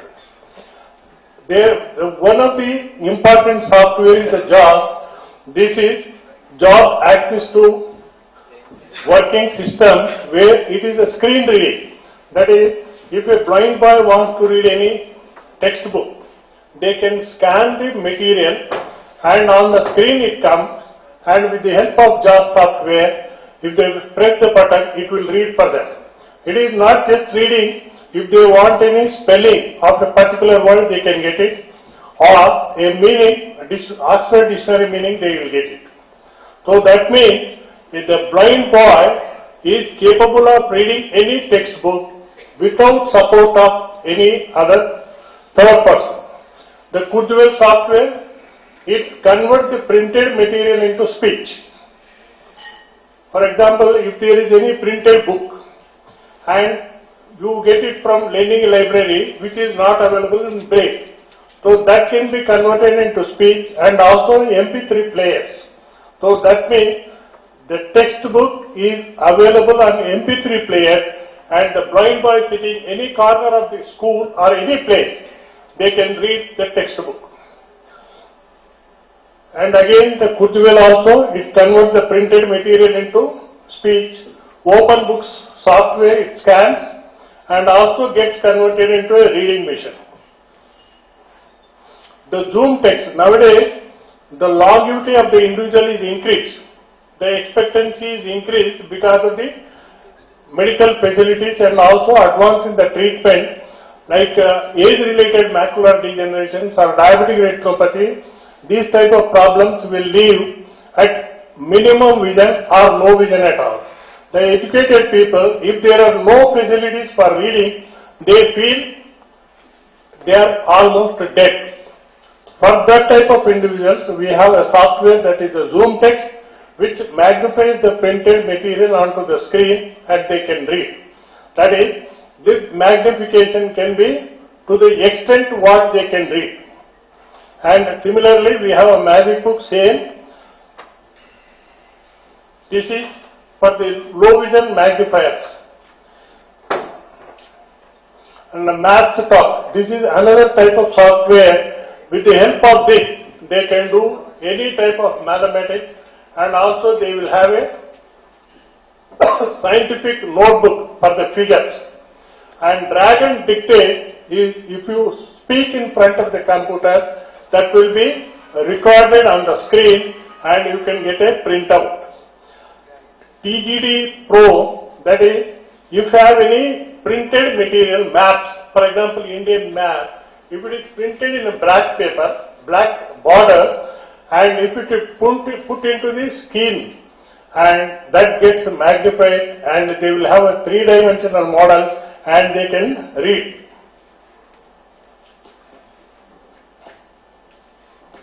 Prisma is again a magnification unit.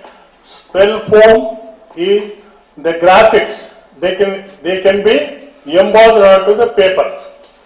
The Mountbatten electronic braille writer. This is the Mountbatten electronic braille writer. This is the latest software that is available for blind, in which they can use the normal keyboard and print into braille, or if they want to have a print in a normal text, they can do it. That means if the blind boy can do correspondence with the sighted people on a printed matter.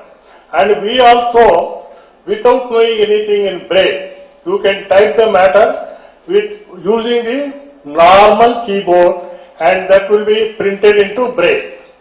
So this is very useful for blind children who can correspond with us, and also they can prepare notes for themselves.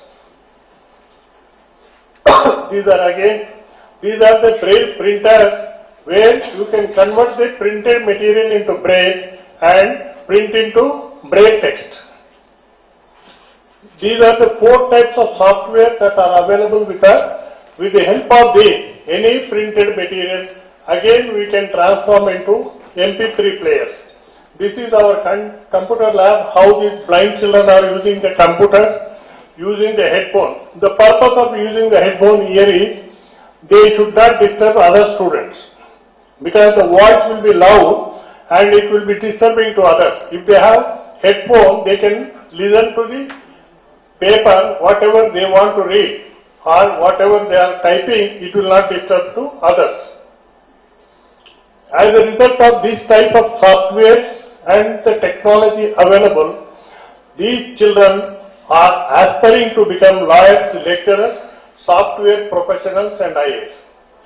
This is another 3-lipi software. This is available in Indian languages.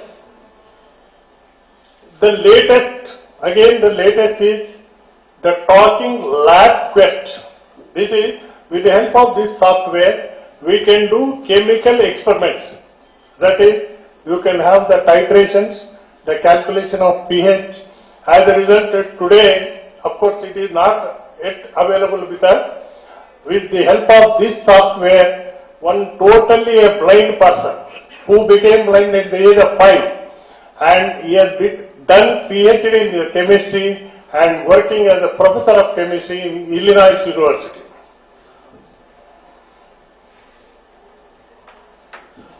We have modified the electronic voting machine.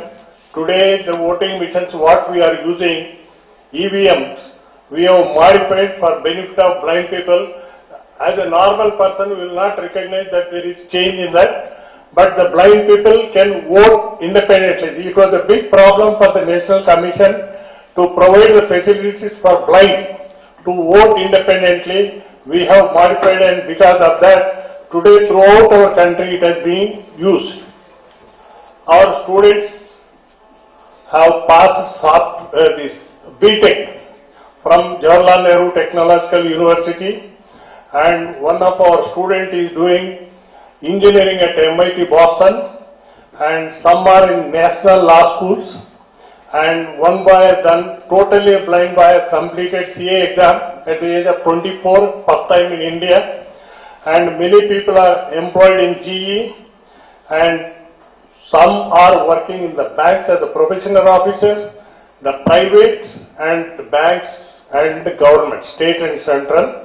Today, once we thought the blind are dependent and economical burden to the family and society and to the country, but today if they are properly educated with the available technology, they are not only looking after themselves, their families, and they are capable of paying the tax to the government. These are number of students who have come up from our school, and again, apart from, of course, education, we also encourage them for sports and games. This is the chess, how they play. It is a normal chess board. We also can play with the blind children, and we have conducted all India chess tournaments a number of times. We have international chess players in our blind school. The kindness is a language we all understand. Even the blind can see and the deaf can hear, Mother Teresa said. I once again thank you for kind listening, and I am very much thankful to Chakrapani Garu for giving me the opportunity to say how the technology has changed the lives of the visually challenged, and today you can see the smile on everybody's face because the parents are happy, the community is happy, the country is happy. They are in no way economical burden to the country, provided they are given equal opportunity. They don't require any special care.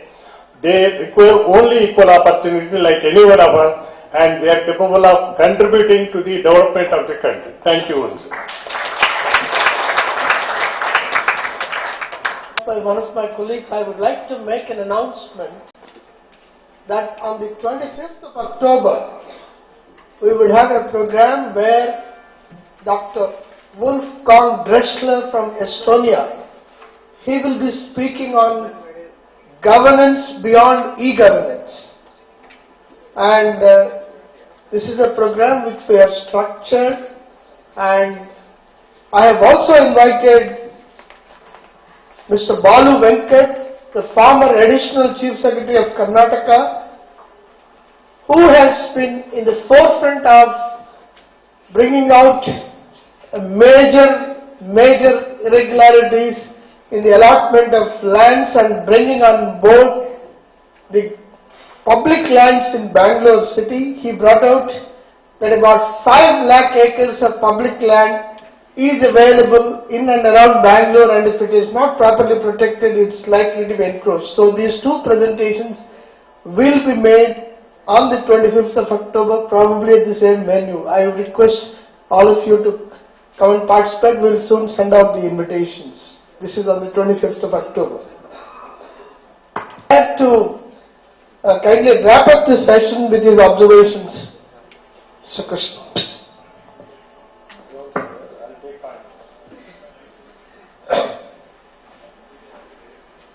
As a layman who has gone out of touch with seminars and other things, I found it extremely educating. The last seminar I attended is probably a decade ago. After that, we are lost in our own little worlds. And I'm so happy that Mr. Chakrapani invited me and also imprisoned me. Had I been sitting there, I would have walked off after a good lunch. The lunch was good, but the siesta after that was more than welcome. So, but I was compelled to be here, not against my wishes. I volunteered to continue after the good lunch. We had a fantastic opening by Sri Ashok Rao.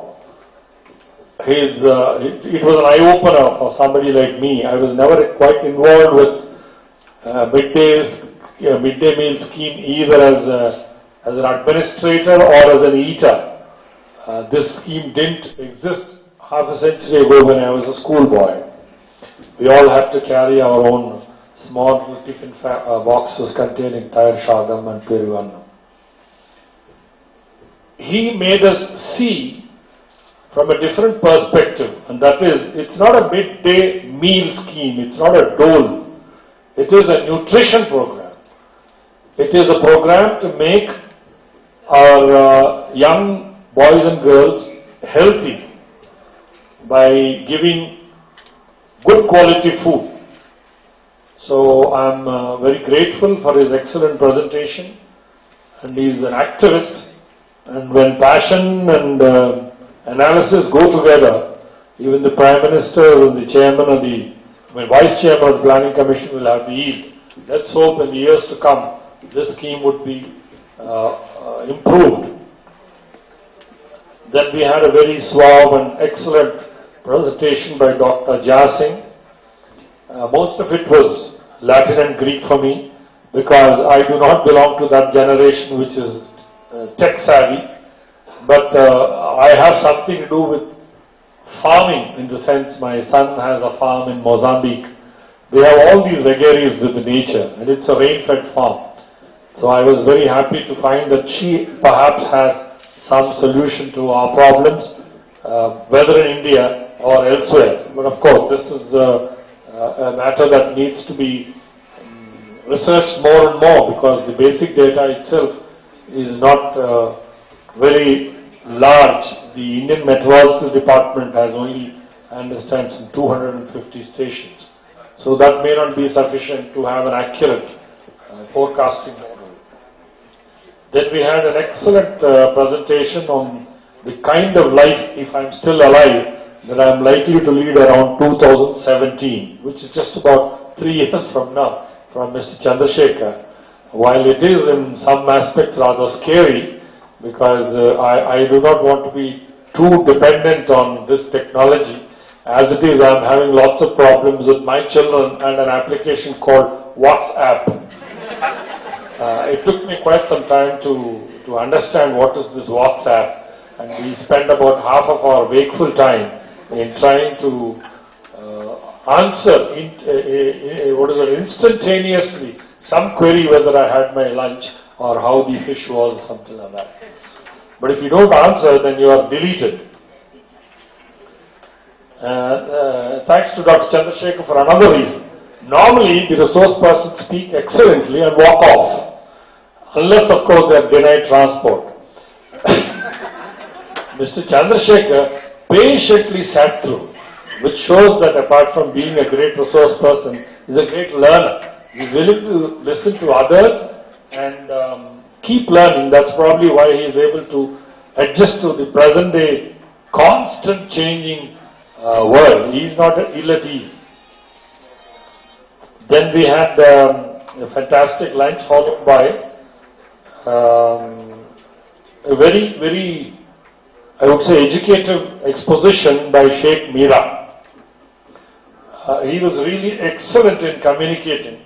In fact, he painted such a lovely picture that notwithstanding the good lunch, I was again hungry because the amount of description of the rice, the various types, and how you can make it resistant to rodents, etc. I was never aware that there are some species of rice which by some kind of, it doesn't agree its genetical modification, by some mechanism, by manipulating something, they can be made to resist pests and even rodents, etc. Maybe they are unpalatable to the rodents.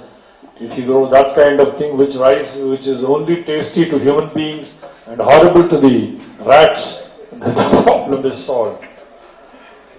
Then of course we had Pièce de Resistance by Srimati Jayanti Ravi. She somehow doesn't call herself Dr. Ravi, because doctors are probably too many, the entire page is doctors. So I was a little disappointed because I thought she would just, all concerts end with what is called Madhyamavati. Those of you know Carnatic music, Madhyamavati is a raga on which you end. So I thought she would at least, by way of Mangalam, sing something for half a second and have the Avarohana, the landing in Madhyamavati. That I suppose would be reserved for very private audiences. God willing, someday I should be in the other side listening to her. Then of course a very brilliant exposition on how Wipro is doing marketing in a different way. In the sense, eventually neither Wipro nor we, any of us, can succeed if the next generation is not employable. Whether it is my cook or my driver, if my driver is unable to drive my car, which is, it is more precious than me, it's worth 20 lakhs, I am not. So any dent there would be as good as my losing a limb. If that guy doesn't drive properly, I would have a heart attack and I would die.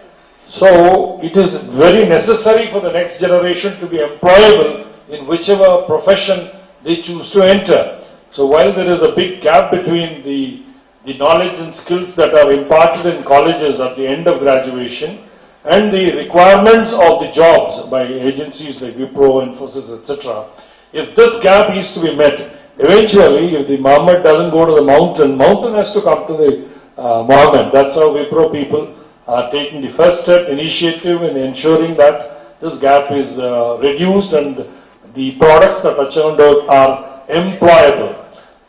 Right now we are now in the stage of 25%. So eventually maybe in the years to come it would be 70 to 75% of the products of various engineering colleges and other institutions become employable.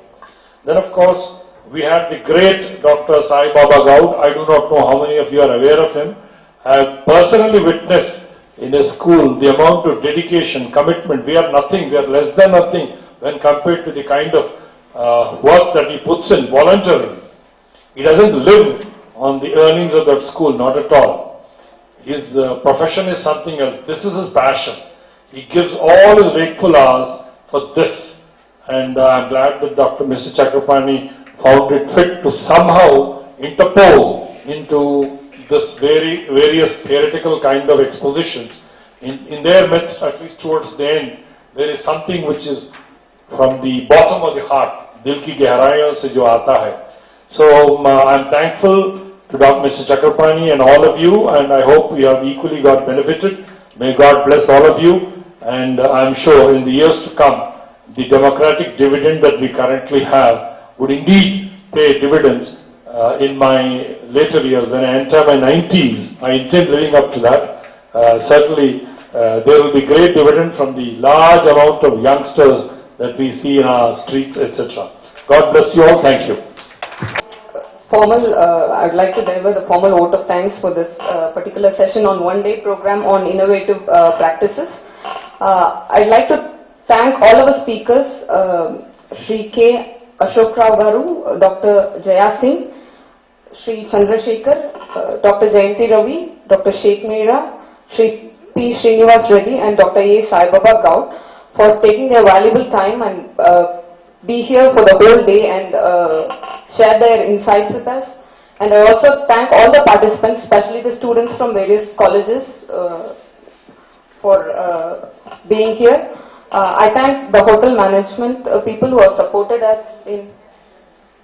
I also thank those who came from various other states, and finally I thank the hotel management people who have supported us in conducting this organization. Last but not the least, my sincere thanks to the moderator of today's session. I would like to have a big round of applause for him.